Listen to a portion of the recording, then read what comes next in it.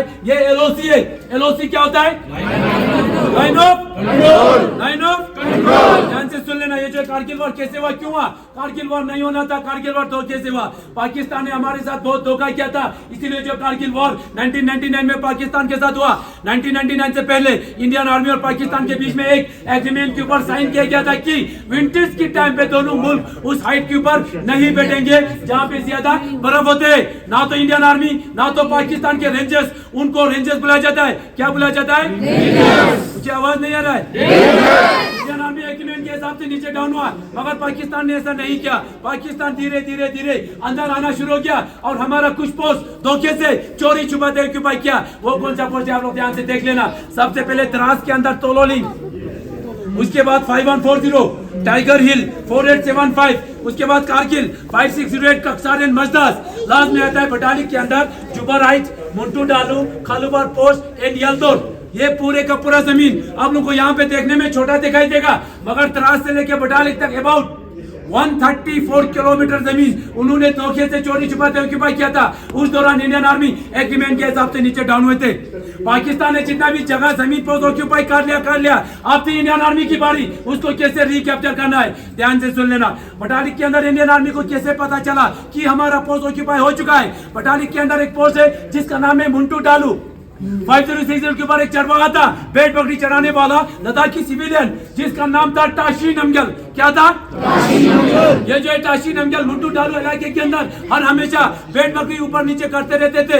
एक दिन मुंटू डालू इलाके के अंदर उसने वहाँ पे कुछ हरकत को देखा, वहाँ पे कुछ लोग हरकत कर रहे थे। पहले उसने देखा कि ये इंडियन आर्मी है कि पाकिस्तान आर्मी है। वहाँ पे उसने देखा लंबे चौड़े पठानी सूट में 8 से 10 लोग पत्थर से बंकर बना रहा था। उनको कंफर्म हुआ कि ये इंडियन आर्मी नहीं है, ये पाकिस्तान आर्मी है। इसीलिए फटाफट बटालिक बेस में आके इंडियन आर्मी को इंफॉर्मेशन दिया जाता है, सर मुंटू डालू इलाके के अंदर कुछ हरकत हो रहा है, आप लोग देख लेना बोल के इंडियन आर्मी फटाफट एक्टिवेट हो जाता है और यहाँ पे पेट्रोलिंग तैयार किया जाता है। उस पेट्रोलिंग कमांडर का नाम था कैप्टन सौरभ कालिया। क्या था? मैंने बोला कैप्टन सौरभ कालिया। क्या था?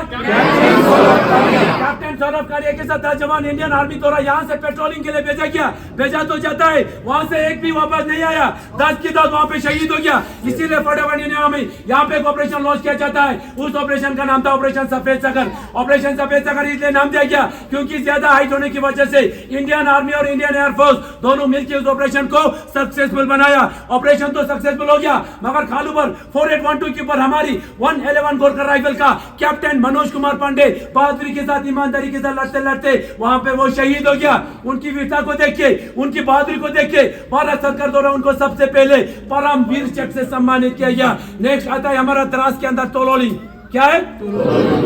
ये जो है तोलोलिंग मेन था, बहुत ही जरूरी था हमारे लिए। क्यों जरूरी था? क्योंकि श्रीनगर से आते समय ये जो रेड लाइन आ रहा है द्रास कारगिल, कारगिल से रेड लाइन आ रहा है लेह लद्दाख तक, ये हमारा NH1 है, नेशनल तोलोलिंग के नीचे से आता है। इसीलिए ये पाकिस्तान के निगरानी में था। किसके निगरानी में था?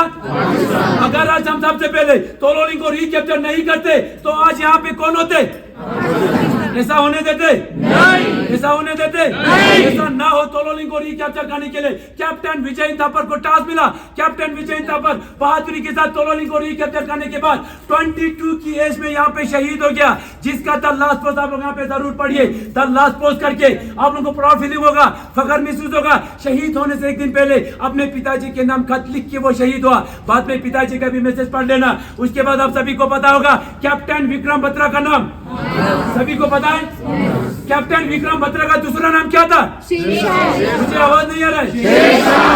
कैप्टन विक्रम बत्रा को टास्क मिला 5140 को रिकैप्चर करने के लिए और उसने किया भी बहादुरी के साथ। 5140 को रिकैप्चर करने के बाद आगे एडवांस करते समय 2 गोली लगने की कारणों पे वो घायल हुआ। घायल होते ही अपने सीनियर ऑफिसर को यहाँ से चार्ट वर्ड का एक मैसेज पास किया जाता है। वो मैसेज क्या था? क्या था? ये दिल मांगे मोर उस फिल्म के अंदर इसलिए बोलता है क्योंकि उसका दिल जो था यहाँ तक सीमित नहीं था, उसका दिल था 4875 तक पूरी को रिकैप्चर करने के लिए। उसके अंदर जोश था, उसके अंदर हिम्मत था। था अपने वतन के लिए, आगे एडवांस किया, अपनी सीनियर ऑफिसर से परमिशन मांगा था, सर मैं बिल्कुल ठीक हूं, मुझे दोबारा परमिशन दीजिए, परमिशन मिला, आगे एडवांस किया। यहाँ पे 3 पाकिस्तानियों को मार गिरा के जैसे ऊपर पहुंचने वाला था, 5 गोली लगने के कारण कैप्टन विक्रम बत्रा भी यहाँ पे शहीद हो गया। उनकी वीरता को देख के उनको भी परम वीर चक्र से सम्मानित किया गया। उसके साथ जितना भी सेना थे, राइफलमैन संजय कुमार के साथ पूरा सेना मिलके 4875 को बर्बाद करके वहां पे अपना तिरंगा लहरा के भारत माता पुकार के वहां से वो संजय कुमार जीवित वापस आए थे,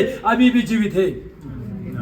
उसके बाद लास्ट में आता है टाइगर हिल। ज्यादा डोमिनेट होने के कारण इंडियन आर्मी को कम से कम 1 महीने का समय लग गया टाइगर हिल को रिकैप्चर करने के लिए। 18 ग्रेनेडियर को टास्क मिला। आप लोगों ने नाम सुना होगा, ग्रेनेडियर योगेंद्र सिंह।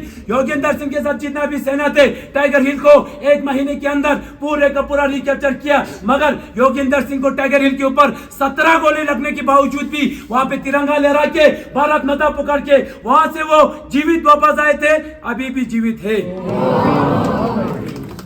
उसके बाद लास्ट में आता है कारगिल। 5/6 का अक्सर मजदास, ये भी पाकिस्तान ने ऑक्यूपाई करके रखा था। इंडियन नेवी द्वारा लास्ट में यहाँ पे ऑपरेशन लॉन्च किया गया। उस ऑपरेशन का नाम था ऑपरेशन तलवार। ये जो है कारगिल वॉर 1999 एक्चुअल में शुरू हुआ था बटालिक से 2 मई को, और कारगिल में आके 26 जुलाई को यह वार खत्म हो गया। कम से कम इंडियन आर्मी को 3 महीने का समय लग गया। पाकिस्तान ने जितना भी जगह जमीन पोस्ट ऑक्यूपाई करके रखा था, इंडियन आर्मी ने 3 महीने के अंदर पूरे का पूरा रिकैप्चर किया। पाकिस्तान को यहाँ से एक भी टुकड़ा लेके जाने नहीं दिया। इसीलिए हर साल 26 जुलाई को कारगिल विजय दिवस मनाते हैं।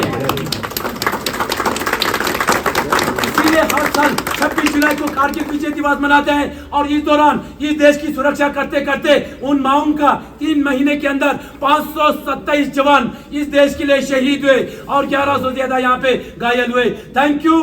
जय हिंद। जय हिंद। Thank you. भारत माता की जय।